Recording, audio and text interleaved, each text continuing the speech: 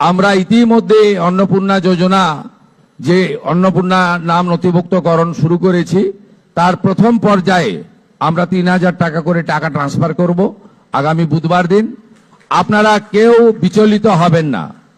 প্রত্যেকের বাড়িতে যারা ফর্ম ফিল আপ করতে পারবেন না, তাদের প্রত্যেকের বাড়িতে আমাদের পক্ষ থেকে লোকেরা যাবে। আমাদের লোকেরা গিয়ে আপনাদের ফর্ম ফিল আপ করে আনবে। এতটুকু বিচলিত হবেন না, বিভ্রান্ত হবেন না, গুজবে কান দেবেন না। কারণ আমরা চাই প্রকৃত প্রাপকদের হাতে এই অর্থ পৌঁছাক। আমরা চাই না কোনো অভারতীয়র অ্যাকাউন্টে এই টাকা যাক। আমরা চাই না যে পুরুষদের অ্যাকাউন্টে মহিলাদের এই কর্মসূচির টাকা যাক। ইতিমধ্যে রাজ্যের বহু জায়গা থেকে অবৈধভাবে পুরুষরা যারা লক্ষ্মীর ভান্ডার পাচ্ছিলেন গ্রেপ্তার হয়েছেন।